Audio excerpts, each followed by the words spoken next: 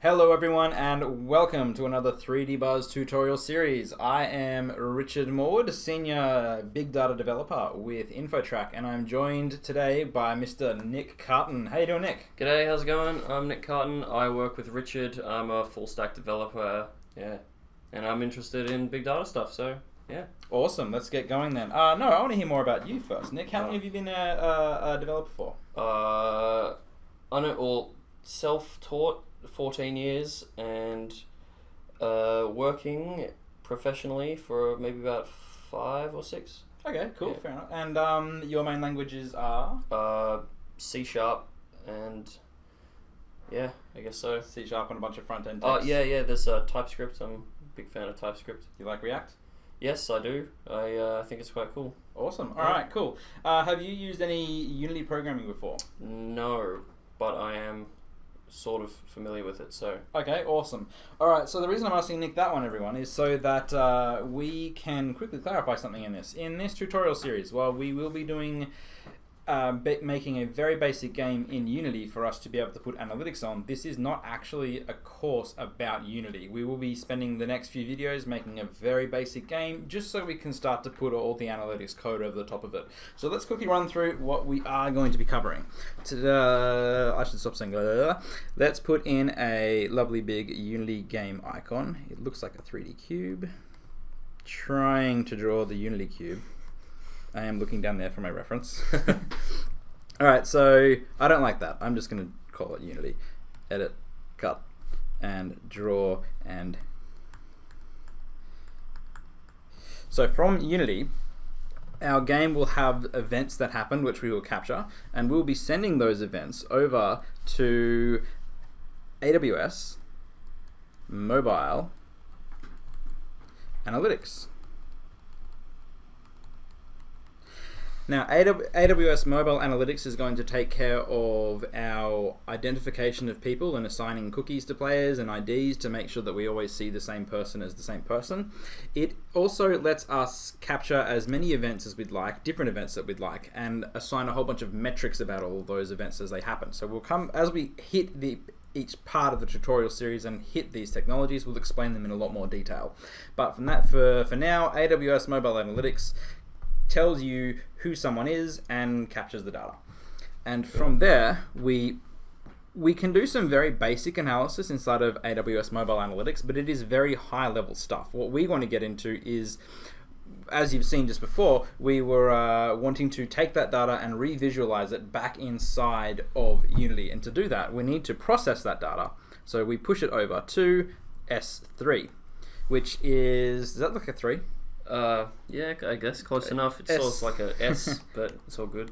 S3. There we go. That's a perfect 3, but now you've wrecked the S. Oh, it's fine. Thank you very much, Nick. This is going to be such a pain. So S3 is Amazon's storage solution. You can push as much data as you want up to S3, and it will be absolutely available all over the place in a very fast network with an insanely large amount of data redundancy and backups.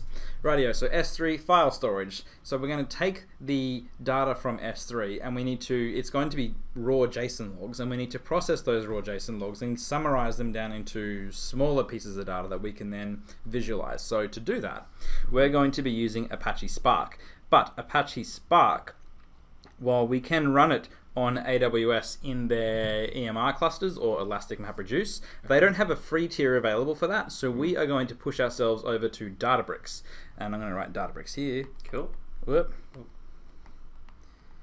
DataBricks.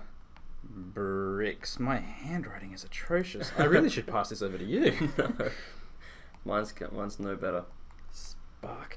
There we go. So S3, we're going to, well, it goes the other way. DataBricks, we spin up a cluster and we say, hey, go and grab the data from S3. So DataBricks reads straight from S3? Directly from S3, Pretty yes. Cool. All right. Very handy, and I'm going to make my P look more like a P, probably ruin it. Yeah, it's gone. It's ruined even more. Rightio. So DataBricks runs our Apache Spark cluster. They have a community edition, which is lovely and free, and they encourage you to use their free edition, which is just wonderful of them. Once we've got our summarized data out of S3, we are going to take it and put it into an RDS instance.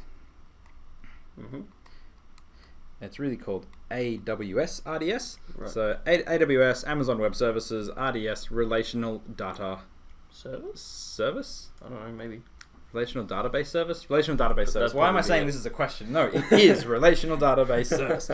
Now, this lets you spin up your choice of database server. So you can use MS SQL, Microsoft Oracle, or MySQL, or MongoDB. Cool. Now, we're going to be using MySQL.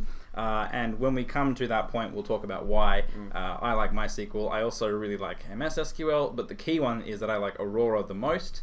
But that doesn't have a free version, but it's fully fully compatible with MySQL. Okay. So right. when we get to like RDS, a superset or something. yes, Okay. it's MySQL is open source, and Amazon said we can take this open source technology, we can adjust it and make it run better on our own services. Oh, cool. Okay, cool. Makes sense. Yeah, so we'll explain that in more detail when we get to it. Sweet. Now, the bit where Nick is probably going to take over and teach if he's interested.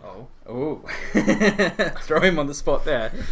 Is we need to set up a website for us to be able to talk to our RDS instance. So we are going to set up an EC2 server. Now, EC2 servers on Amazon are your basic compute servers. They are spin up a server, do what you want with it, and then you can turn it off or you can you can leave it running.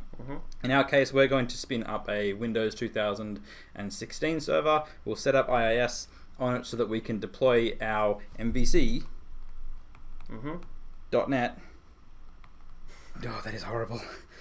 Our MVC.NET website, which is more of a web API, which will read from our MySQL instance. Sweet. And it will then take that data and push it back into Unity. Right. So Unity makes web calls to the MVC.NET website, which is running on an EC2 server, which talks to the database and then brings it back into Unity onto your local computer or somewhere else so that you can visualize that data back inside of Unity. And I think that is a pretty good run through of what we're going to be going through. Nick, any questions? Fire away, dude. No, I mean that's. I guess that makes sense to me. I guess I'll ask more questions when we get into it. Hey. Cool. There is one thing that I forgot to explain, which is EC2. What does it stand for? Elastic Cloud Compute. See what they've done there? EC2. Oh. Cloud Compute instead of ECC. Yeah. Oh, that's okay. That's something. Well, we also didn't talk about what S3 stands for. No, that's true. What do we? Super storage service. Super simple storage. Oh, okay. That's S3. close, actually. Well, the AWS triple S, but. All right, so enough jokes out of the road. Let's move on to actually creating the project in Unity. I'm looking forward to this. Nick, are you excited? I'm extremely excited. Awesome. Let's get on with it. See you guys in the next video.